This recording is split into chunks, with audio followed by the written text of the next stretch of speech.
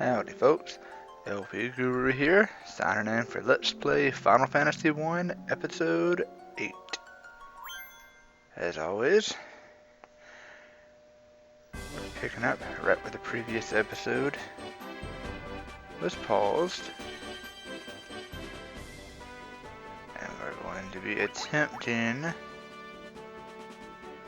to complete the Marsh Cave dungeon. Just taking a quick look at everyone. I can't remember if it does show everything that is equipped.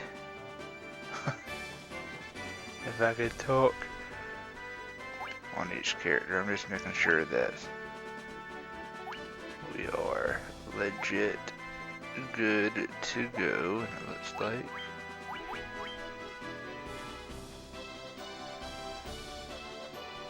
it looks like we are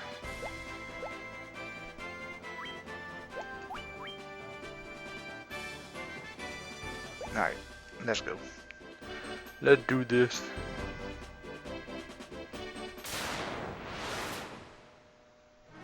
And yes, I always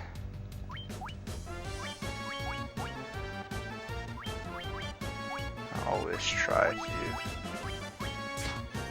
do that kind of checkup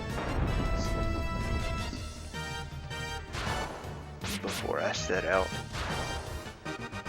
especially when heading to a new dungeon.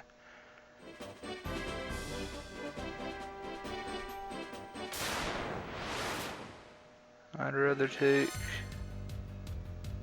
a quick minute or so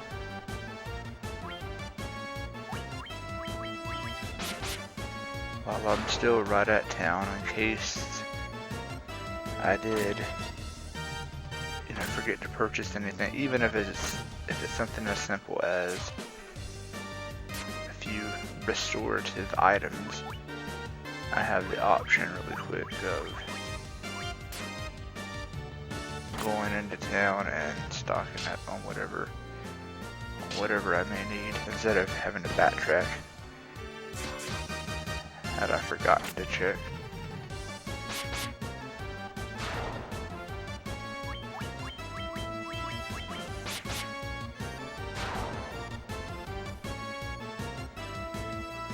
And yes, not casting magic made some of these fights take a little bit longer, but it's important to conserve all of your magic for the dungeon. And I know in the very first fight I did use magic, and I did so before I could catch myself. So no more magic until the dungeon.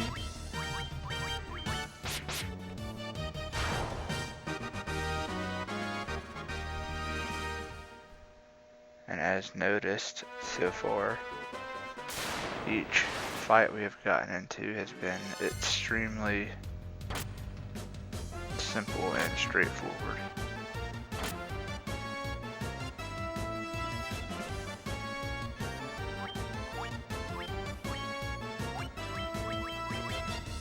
Which means that we are coming around to the other side of things. We have almost completely come around to the other side of things.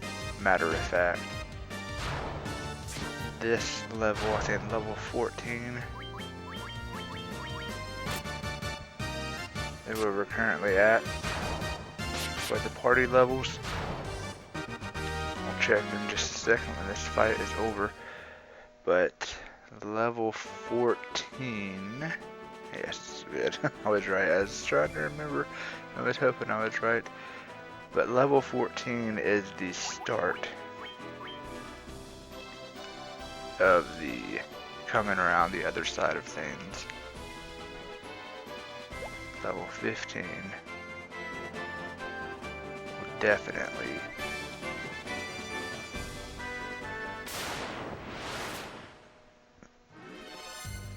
will definitely have these fights be a walk in the park. And yes, I had forgotten that that little area is enclosed in mountains. That's what I get for not checking the map before heading out.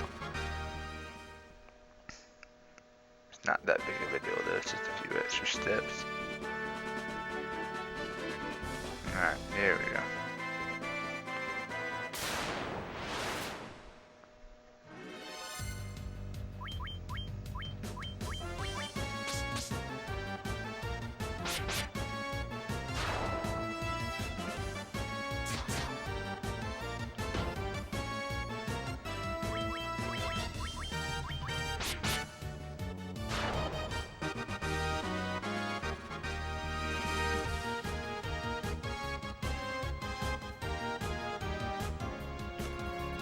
Just like that.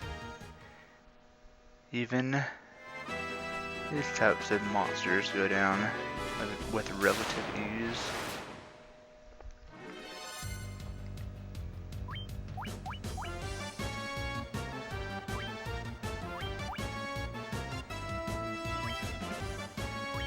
Here is the debate on magic or no magic, and I say magic, just to speed this up, simply because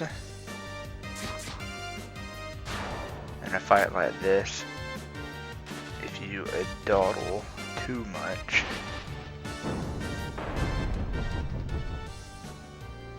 the amount of health lost won't be worth trying to save from spending magic for your black mage. Because easily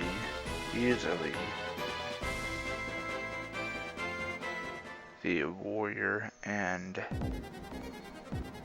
monk can take a warg wolf out in a single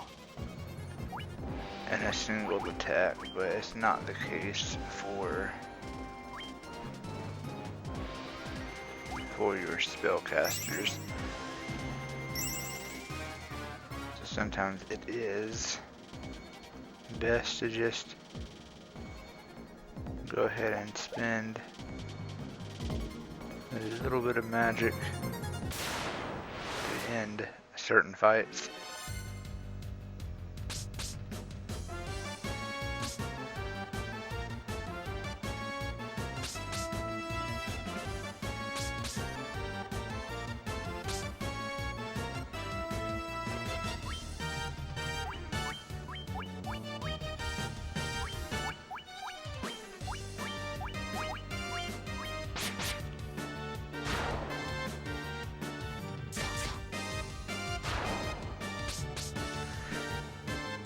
Again, as stated in I believe the previous episode, fights like this, it's better to just wait and let your black mage take all the enemies out with a single spell. Try to save, oh, that's that we're at a dead end, but try to save magic for your white mage as much as possible. And yes, it was very, very tempting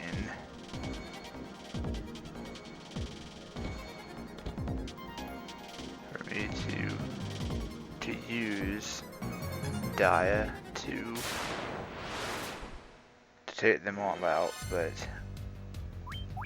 I was able to refrain.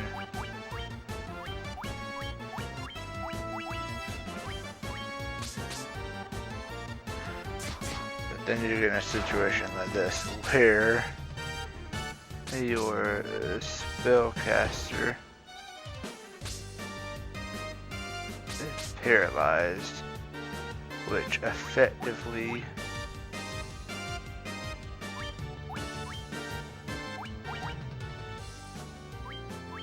which effectively cancels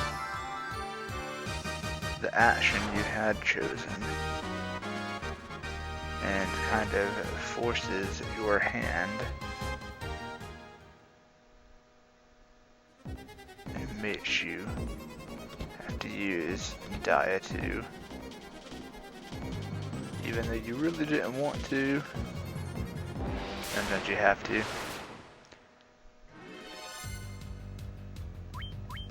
And these little boogers, little snot goblins, I believe they're only weak to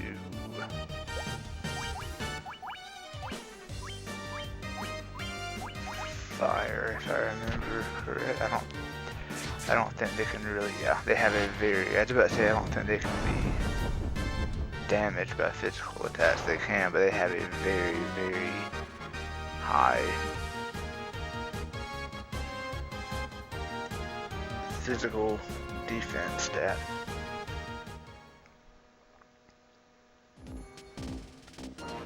So magic is required, and it did light fire was their weakness.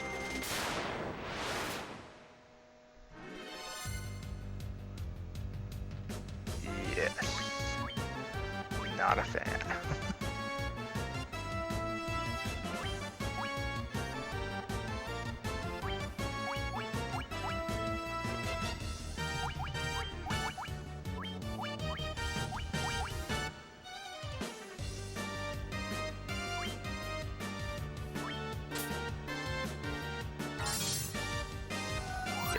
This kind of fight, as witnessed in the previous episode, when I was caught off guard, that I was very much surprised by a single spell taking them all out, because it didn't in the previous fight and in the previous episode.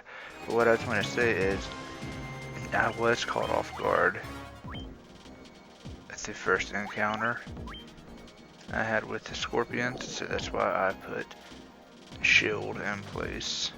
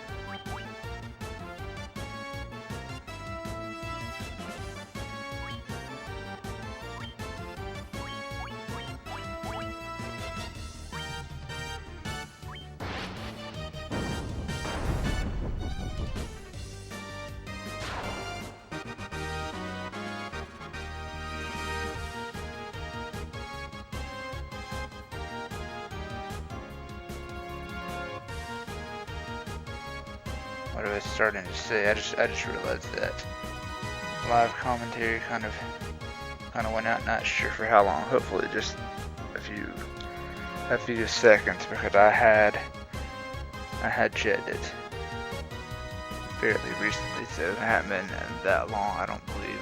I hope not, at least. But what I was saying is, this area, this dungeon, yes, it is sprawling, but thankfully it's not easy to get turned around and lost. The main thing you have to just keep in mind is where all you have already traveled. And the reason I'm still standing here is because there's something I want to say. I think in the previous episode we witnessed something like this, but I didn't have the proper opportunity to mention it. But some of the rooms have an empty treasure chest. And that is because certain rooms mirror other rooms in the dungeon. So all that simply means is if you have already opened a treasure chest in certain rooms, then certain other rooms are going to reflect that, and the treasure chest will already be open. You don't miss any item because literally, since they are a mirror of each other, the item found in either room is the same in the other room. But I always thought that was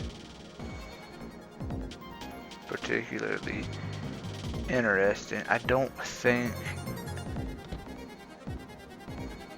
in that room the same way. I don't think that was a feature.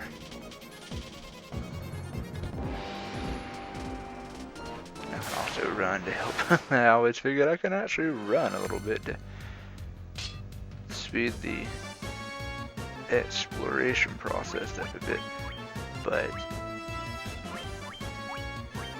I don't think that feature is present in any other Final Fantasy game. But I will definitely be on the lookout for it in any future Let's Play projects that I may do on other Final Fantasy games.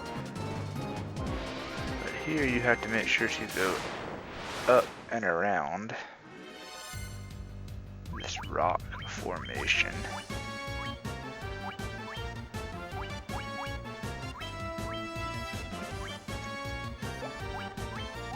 Sometimes it's also a good practice to have both spellcasters ready to cast either of their respective spells, just in case one of them is paralyzed, regardless of who actually gets to cast their spell. Since everything here is undead,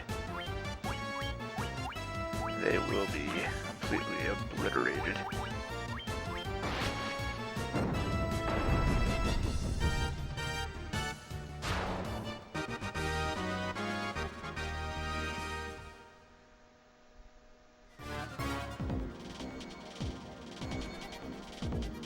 Alright, back. Get out of my way, please. But it is important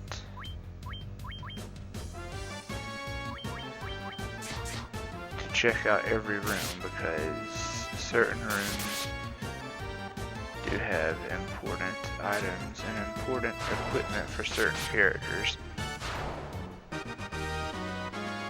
And this is the very first dungeon to really teach that.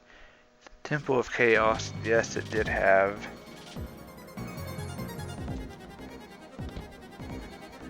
travel all this way for an empty chest, really? Alright. I'm sure I haven't overlooked anything. I don't think I have. I think this room that we're currently circling around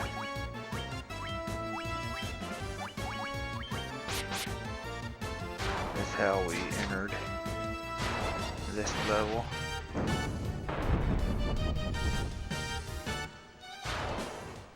But I just want to make sure.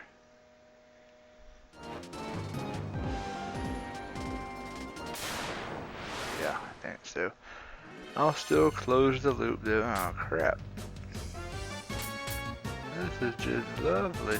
Especially in this type of scenario where enemy strikes first. Good grief, that is not nice at all.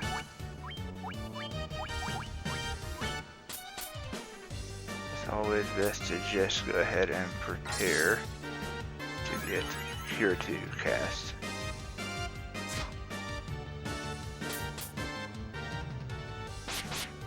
Waste no time because when a thing, if something deals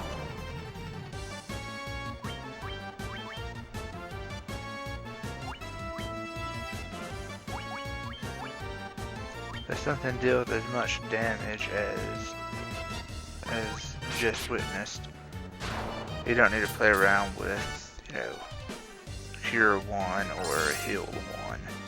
You need to make sure to just go ahead and cast Cure 2, head it off, because there's also never a guarantee that Cure 2 is going to completely restore all of the health that was lost. So in that regard, if it doesn't completely balance things out, it's all the more reason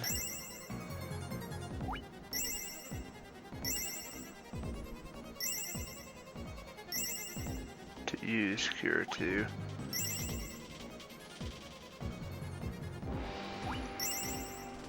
One more for good measure. And one more for saving. Alright. But this is definitely witnessed practice as to Cure 1 always being used in a pinch and outside of fights.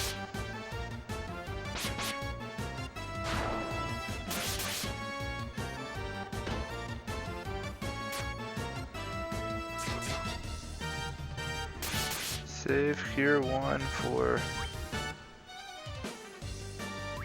when you're not in a fight, so that Cure 2 could always be used in a fight.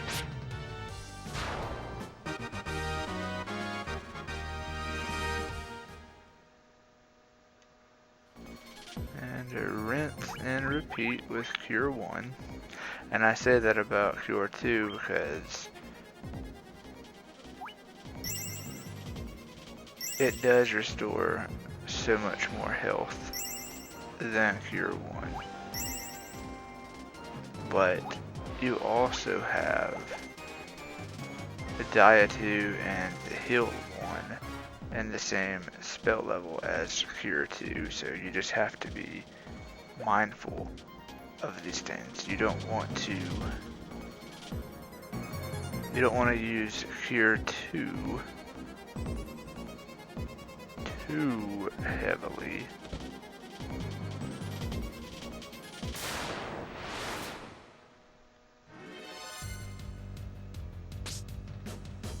And then need something like Heal 1, like if the entire party were to get in a dangerous spot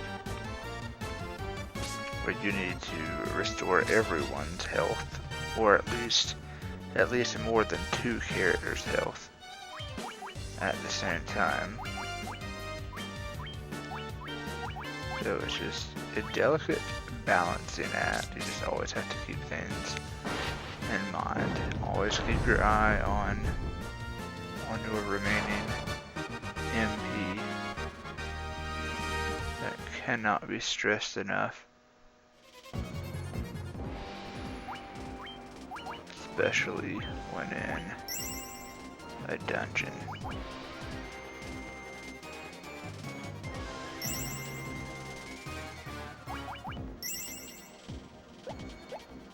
We're not too far.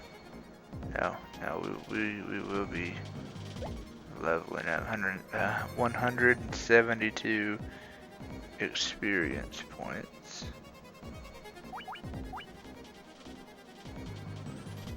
to level 15. Just getting a quick lay of the land, so to speak, on where my MP is at for each level.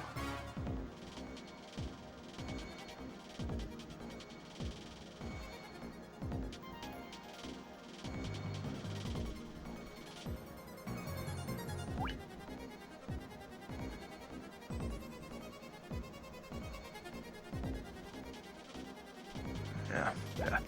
I'm gonna go ahead and backtrack to town to be safe. But I believe there's 2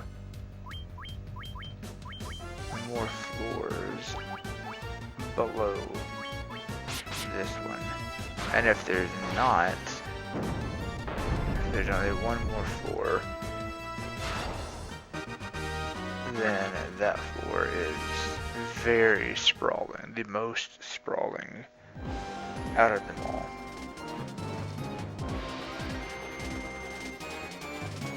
And in addition to being the most sprawling, as the most dangerous of the enemy encounters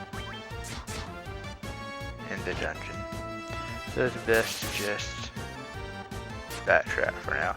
And one of my main deciding factors for making this decision is looking at how little MP our white mage has remaining for level 1 spells.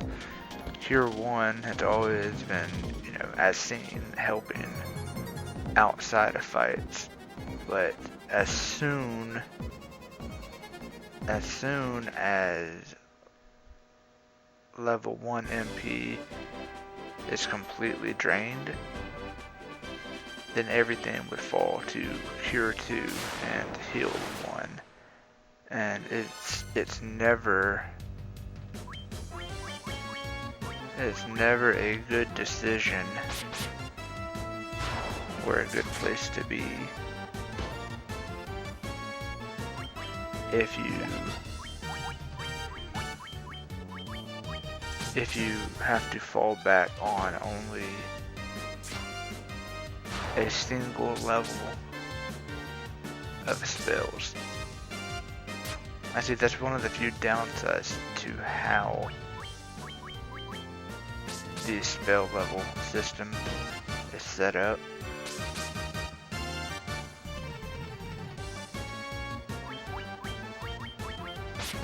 Because as I know you have noticed, everyone has noticed, the white mage doesn't have a curative, meaning a hit point restoring spell in every single spell level.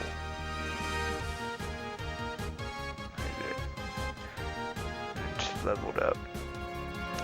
So that simply means you do have to pay attention and you do have to be careful when it comes to having to explore any given dungeon.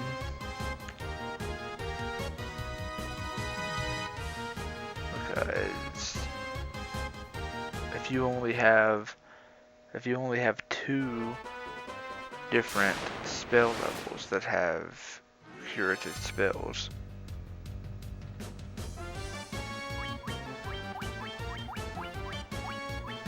and you completely deplete one of them, the other spells you have are going to be, not going to be, but they are going to deplete the remaining MP much, much quicker than you could imagine. And if that happens inside of a dungeon, that's not good at all. Especially if you are towards the end of the dungeon, because for obvious reasons, that means it will take even longer to reach the surface. And if you are super low on MP or completely out of MP, as witnessed with this dungeon, I think they're just called green slimes that I so affectionately refer to as boogers. But those types of enemies can only legit be damaged by magic. So in certain fights, you could find yourself in a very bad situation. Whoa there, cursor. Because those green slimes, they have a fairly frequent success rate to deal critical damage, and their critical damage does not play.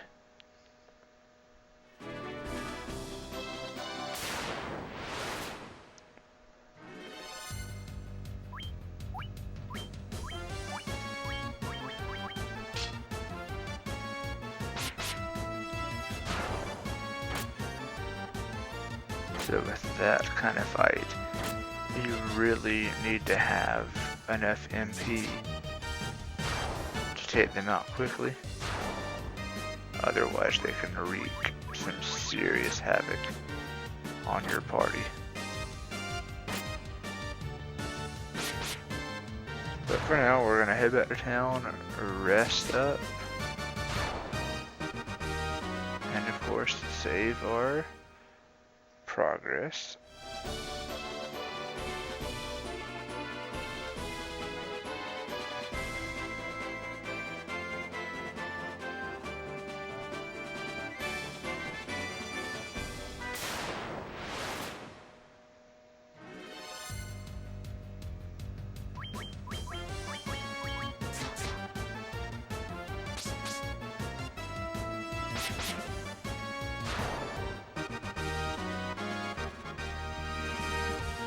I'm noticing a bit of a delay, like extra delay on my computer screen, but I don't think that will affect anything. And I'm verbally saying this just in case anything weird is experienced in this episode. I'm over halfway through just everything, like recording time, everything, so I'm not going to redo any of this, but I will most definitely check on everything in the playback when I review this, and if it does mess with anything, then I will make sure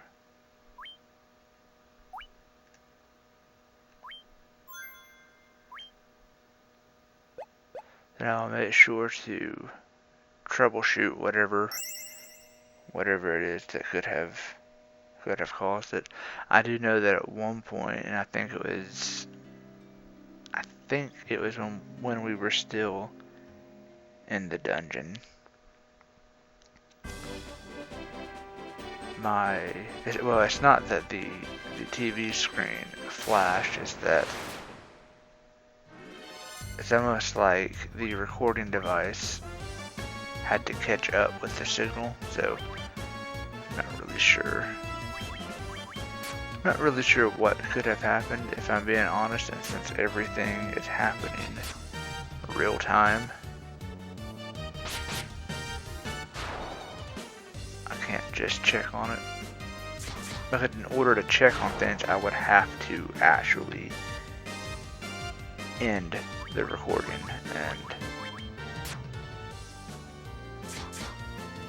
I don't want to do that, especially if nothing is wrong. And then I just prematurely ended the episode for no reason.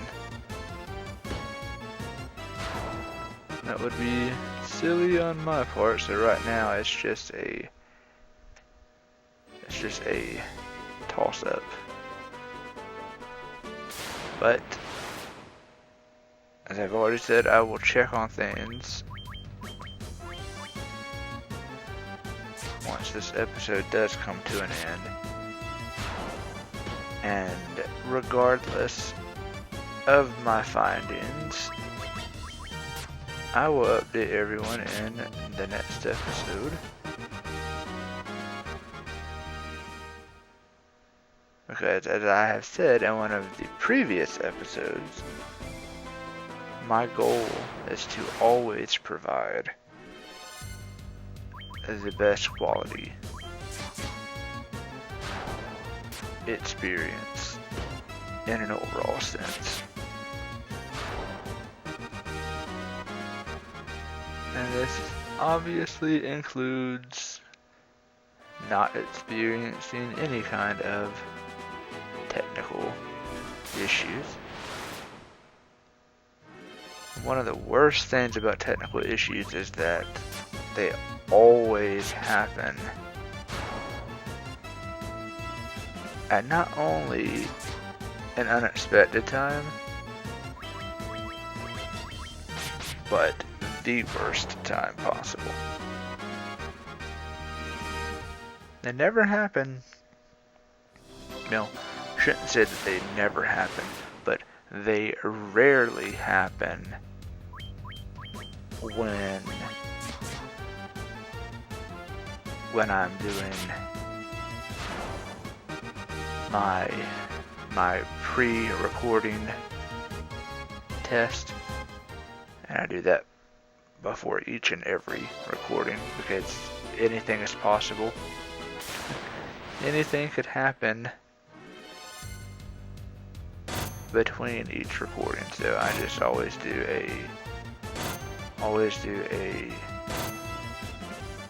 a sound test, make sure that live commentary and the microphone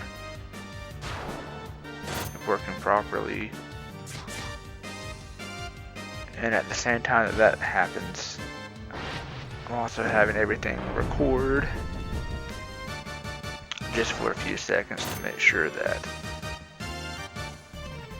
the game audio isn't overpowering my voice, or my voice isn't overpowering, the game audio. And lastly, the video. Make sure all three factors are cooperating and playing nice with one another. Now sometimes something a little wonky has happened during this test, and I've been able to catch it then, and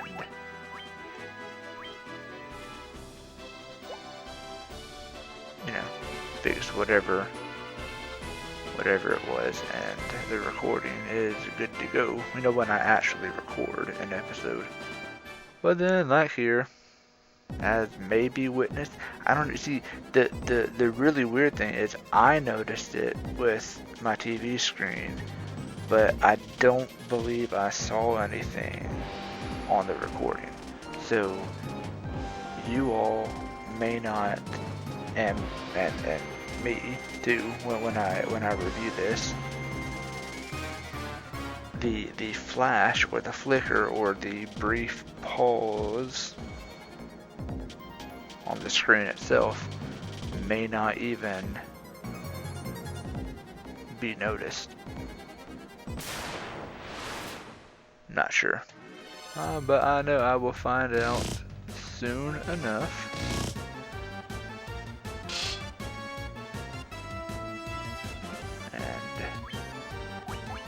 If there has been some kind of issue, I will do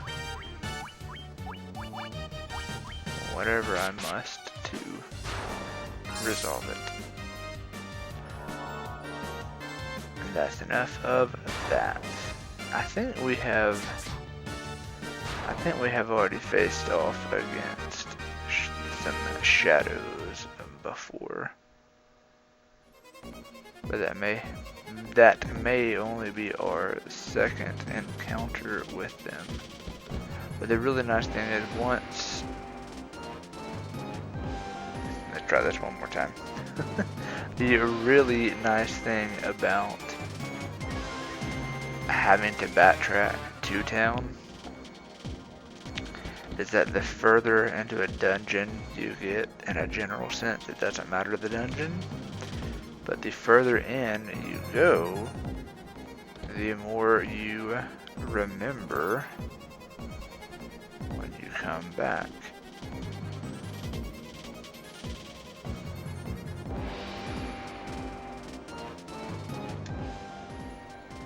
And I think I already have, yep, I already have the steel plate, so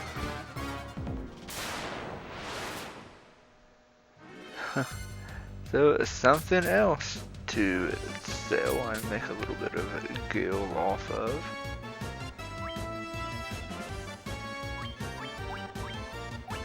And yeah, that was a good bit of damage dealt, so preparing to cast Cure 2, depending on how this plays out. They are defeated, so as witnessed before, if a fight ends before a spell is cast, the MP is not used. You don't lose it, which is nice.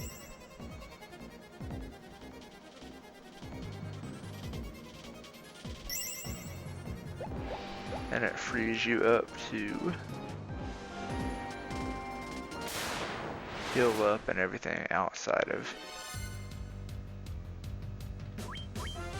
the fight.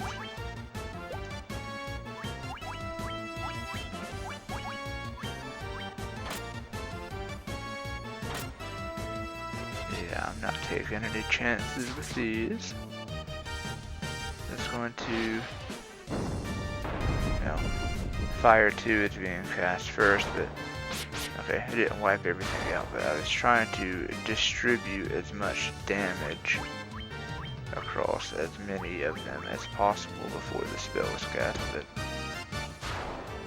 it did it in a different order, but it all works out in our favor because they are dead.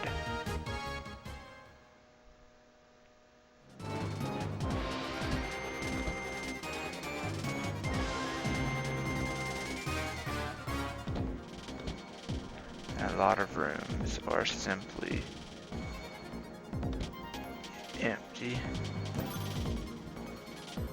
Then you come across some rooms that simply have money in them, and that's it. But I will never complain about finding money.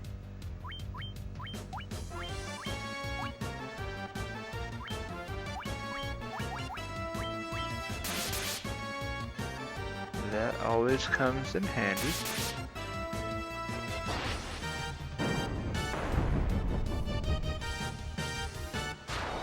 As does Fire 2. Fire 2 really does save the day on a lot of different occasions. It really is an underrated spell. This is yet another of the reasons why I've always tried to be at least a level ahead, but now in this regard, this dungeon is the first time where it doesn't matter if you are a level or two ahead of regular random encounters. Now this dungeon will easily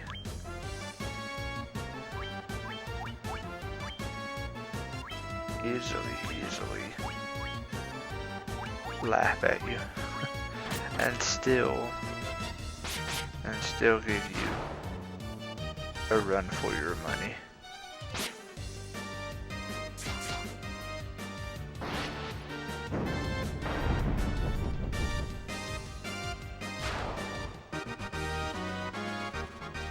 A single casting of Fire 2.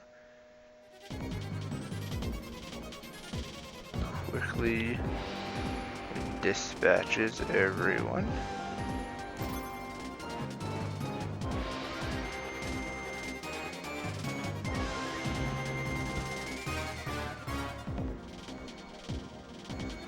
And that room was another of the rooms where we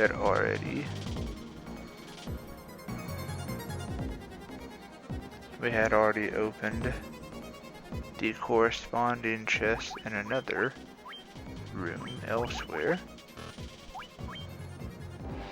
Oh, let's forget that's actual armor for the spellcasters and not a glove, even though armlet, it sounds like it goes on the arm instead of the torso, but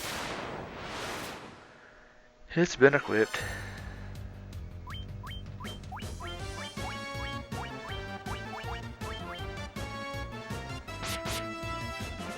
These are different. These, wow, those are a bit of damage.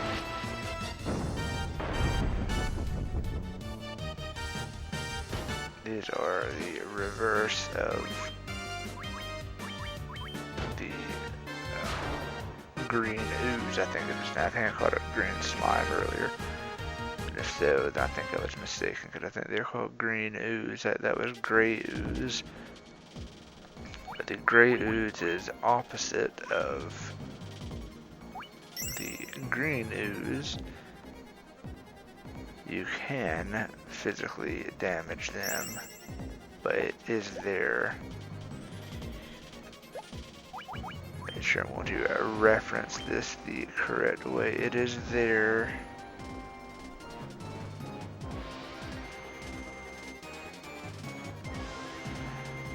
I'm guessing it is considered their intelligence, because I want to, well, I know the endurance directly reflects physical stamina.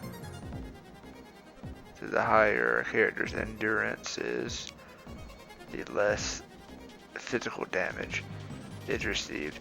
But they don't, there's not an actual like magic defense stat here. So I think for this, yeah, that must be the case, because intelligence definitely governs magic as far as for the white mage, how many hit points are restored. For the black mage, how much damage is dealt when casting offensive spells. But apparently your magic defense is also included in the intelligence stat. That explains why our warrior takes the most damage from magic. So it must be true, or you know, the same must be true for monsters as well. So good to know. Had I known that ahead of time, I would not have cast Fire 2 in the previous fight, but that action had already been input, so nothing I could do about it then. Okay, now this, you gotta be ready for it. I'm not going to actually do this just yet, but I want to finish exploring and acquire everything that we can. But the room I just referenced with the treasure chest, that is the boss fight of this dungeon, and we'll find out soon enough, because I honestly can't remember if it is, if the fight is triggered by stepping on the tile right in front of the treasure chest, or once you open the treasure chest. But find out in just a few minutes.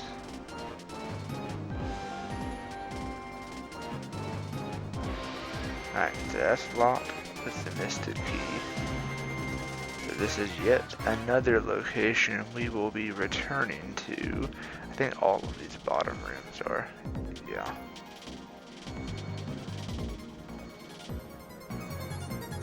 Yeah, looks like it. So, yeah, looks like it. So what I'm going to do is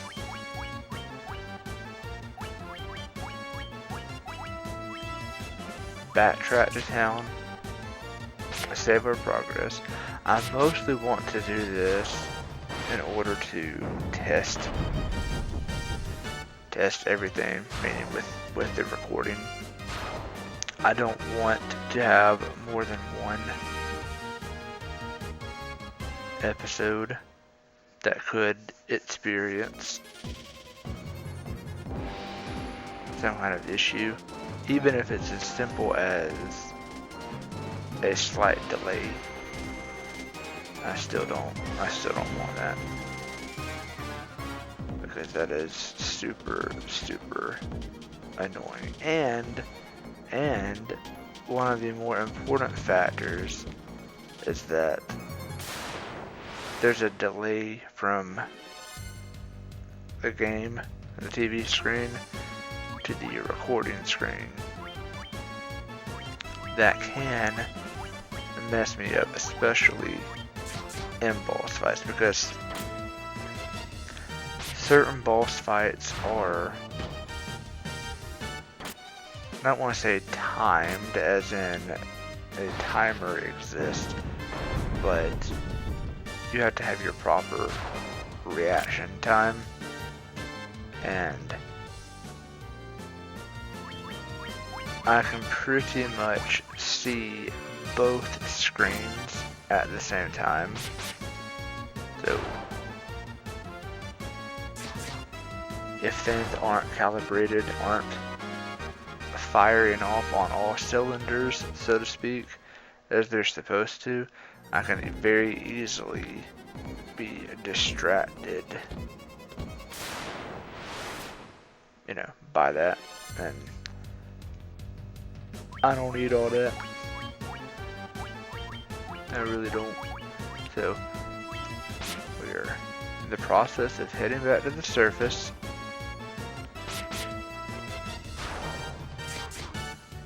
Once we get back to town, we'll do what we always do. Rest and save up. Rest up and save our progress.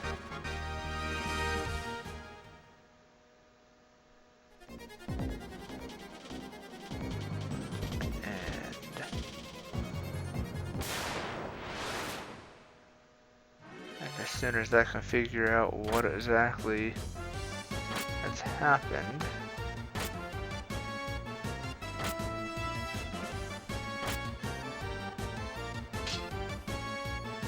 which shouldn't take long at all, but once that has been figured out,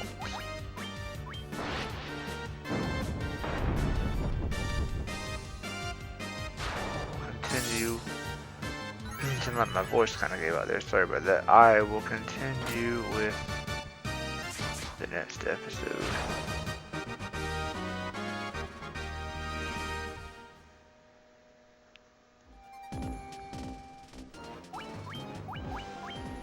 Make sure to rid anyone that was poisoned.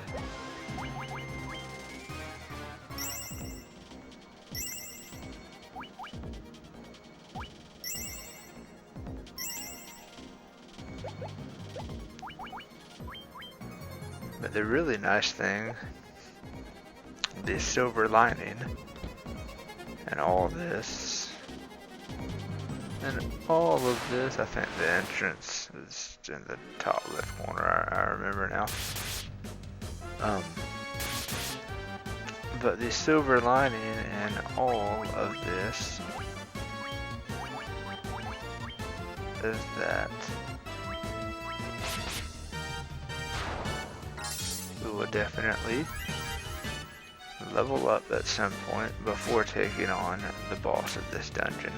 And that is not a bad thing, because this is the first boss fight that is very challenging, or can be very challenging in unexpected ways. This fight will never be experienced the same way twice. Alright, game, come on. Need you to cooperate.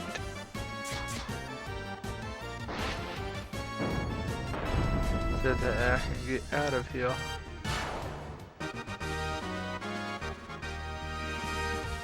Alright, good.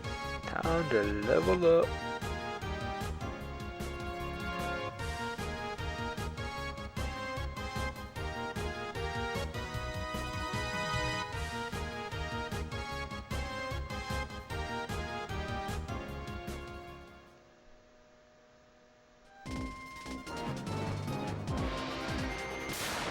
Yeah, there's the stairs. I felt like it was never ending. Felt like it took a lot longer.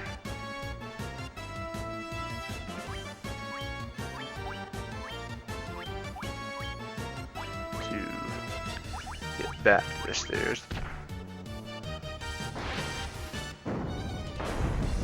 But yes, stated earlier, this is the last floor. I couldn't remember if there were 2 more floors or not earlier.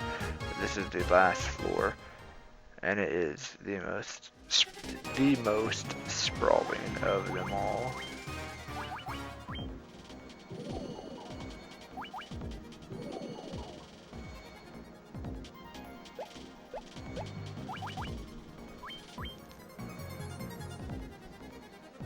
Okay, so we need right under 3,300 experience to level up again. That's not really a huge factor. I don't think another level up would be needed.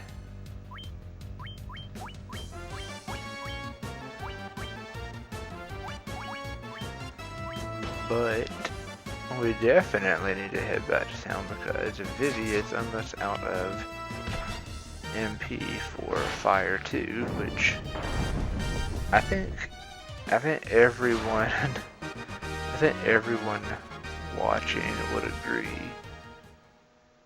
is the unsung hero of this dungeon.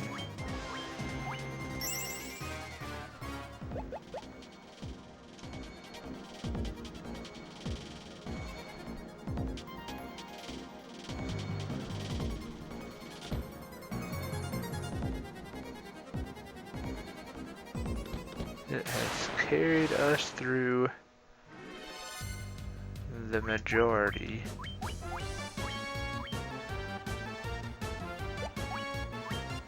of each fight. Here, I will give Vivi a break, since thankfully we have rarely had to touch any of Rosa's level 3 spells.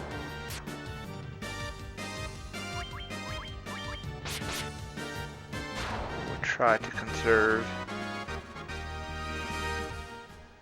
the remaining MP for Fire 2 just in case it needs to be relied upon to get back to town. And another thing that I will add that I think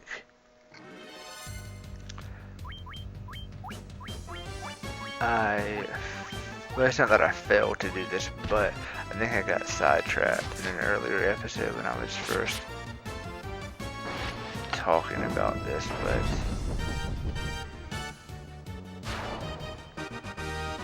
now I don't remember what it was I was saying. That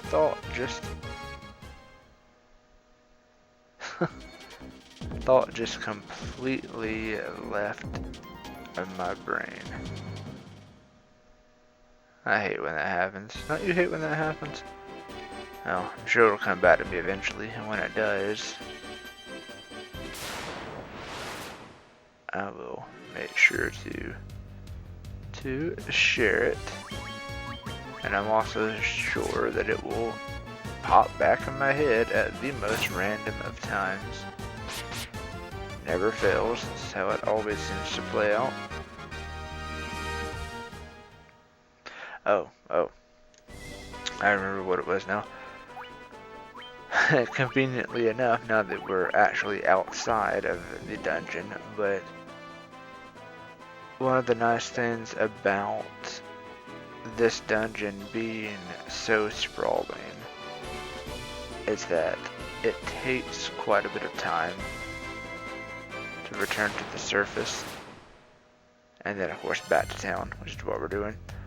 But the point is, by the time you get back out of the dungeon, especially if you were in its lower levels, you pick up a lot of experience along the way. So while yes, we're in the 3,000 range, possibly down into the 2,000 range by now, but even though we started off in the 3,000 range, when we recently leveled up, that quickly drops by the time you reach the surface. So even though each dungeon can let me put the proper emphasis here, be a dangerous place to try to level grind,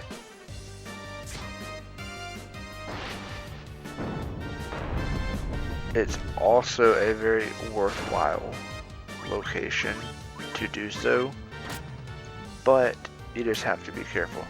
When you first start out, I stated in an earlier episode, when you first start out, stick to the entry point.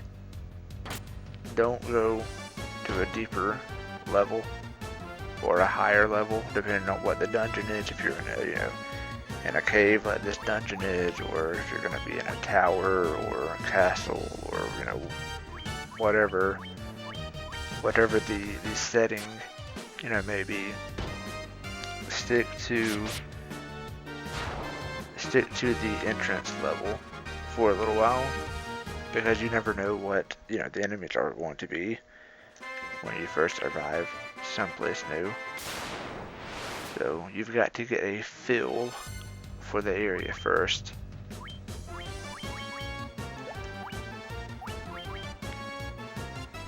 Get a lay of the land, so to speak, first. But when you first arrive, you may be relying way more heavily on certain spells than you have been in the past. Obviously, that's because the enemies encountered are much different than what you have encountered earlier. And some enemies may only be weak to magic. So just get a feel for things, stay on the entrance level, and gain as much experience as possible before you need to go back to town and rest up and save your progress. It's a gradual progress, but thankfully dungeons do help to to speed up the leveling up process, but it's all about balance. It's all about paying attention and being careful and mindful. And look at that. A little over 23,000 gil has now been saved up. So another awesome factor about dungeons is that they give you a lot of money in each fight. Alright, I won't rehash everything that I have said, I think, a couple times now. I think everybody knows the drill, what I plan to do. So I'm going to do that between this episode and the next episode. And I will provide an update on what I find out in the next episode. As always, thank you all so much for tuning in. And I'll catch y'all in the next episode. LP Guru, signing out.